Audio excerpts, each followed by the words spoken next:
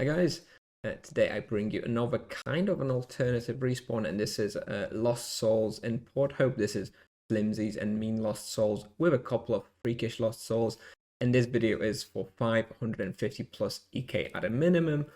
But again, this is another one of those really difficult places where you're going to want to know how to play and you're going to want to have pretty good equipment. Let's take a look at what we can expect. I have a couple of 15-minute analyzers for you. You can see that I had 1 damage prey on Mean Lost Soul there. Mean Lost Souls make up about 1/4 of the monsters altogether. You've got about 2.5 times as many Flimsies and just Mean Lost Souls, so that damage prey is not that useful. If you're going to have a combat prey, Flimsy would still be much better. Nevertheless, as you can see, you can sort of expect somewhere between 5 to 5.3 raw experience, which is about 7.5 to 8 on 150. And the profit is okay-ish.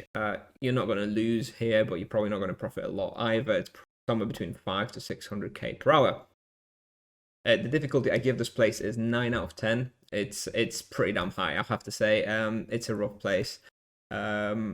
But it's doable. I mean, it's you know, it's not like you're just going to blow up and die with, you know, on the first pull, but it is hard, so you're going to have to be careful. And for the bestiary, it only takes 3 hours for Flimsies, and it'll take you about 8 hours for Mean Lost Souls. Moving on, as mentioned, level 550 plus, you will need to have about half of the Feaster of Souls quest completed. You will need to do the Burial Shroud mission. And to enter this place, you will also need to wear the Burial Shroud, or whatever it's called, I don't remember. You know, the white little armor. And you will need your best ice or fire weapon. They're both, all the monsters are 100% to ice and fire. So basically, as if in sword and axe, you're going to be using your Soul Shredder or Soul Eater. In club, I'm not entirely sure what you're going to be using. Probably Soul Crusher. I don't remember what the best fire weapon is for club knights. Maybe that one, I'm not sure. You're gonna have to figure this one out for yourself.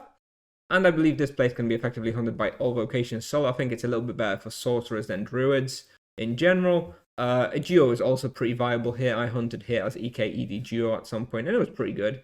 It was definitely pretty good. And knights and paladins can definitely hunt it here solo. And I do not recommend this place for a full team hunt. If you're going to full team hunt, you're probably going to go -1, -2. You're going to want 2 levels, and there's still not going to be enough respawn. Oh, and also, if you're going to be doing duo here, you're also probably going to be taking both levels, whereas this video is only going to be covering the first -1 level. Moving on, all standard imbuements recommended. Also, a death imbuement is quite helpful. It's not absolutely necessary. Death imbuement is 10% death protection. As you can see, 21% damage comes from death, so you're basically reducing your overall damage by about 2%. So it's kind of good, but it's not, you know, game breaking. You're going to be all right without it, but it does help. And similarly, combat prey is not necessary, but you know, given this is a 9 out of 10 place, it will definitely make this also much easier.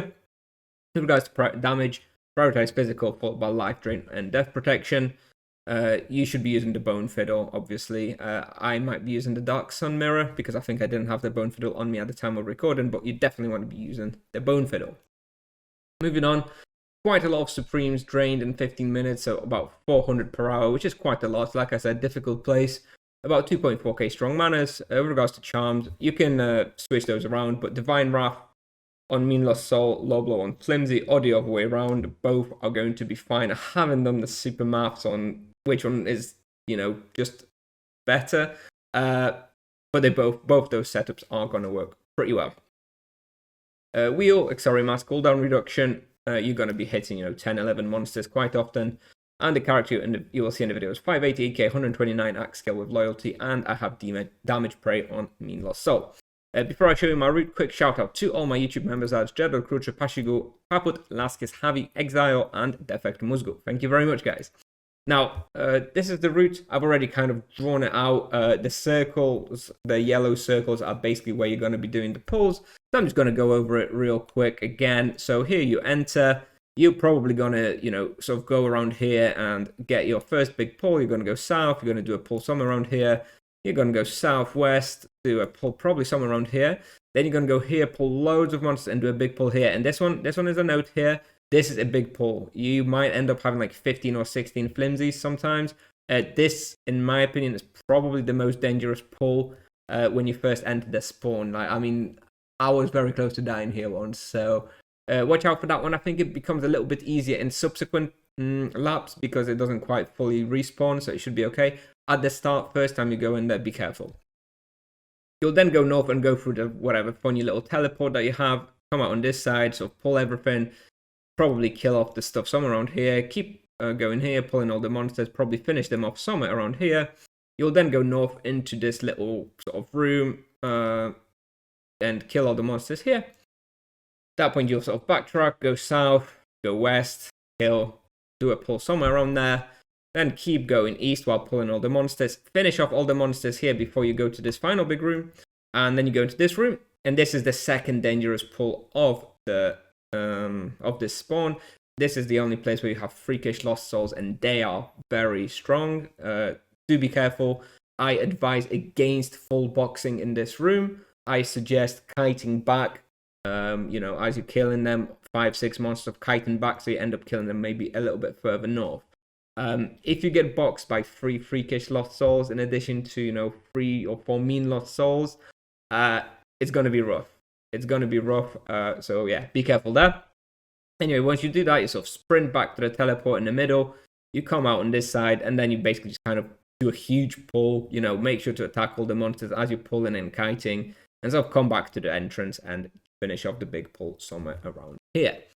So that's what I have for you today, guys. If you enjoyed the video, I would love it if you subscribed. It helps out the channel a lot, so appreciate it. Thanks in advance. And I'm now going to play you the video. So thanks for watching, and I'll see you in the next one. Bye-bye.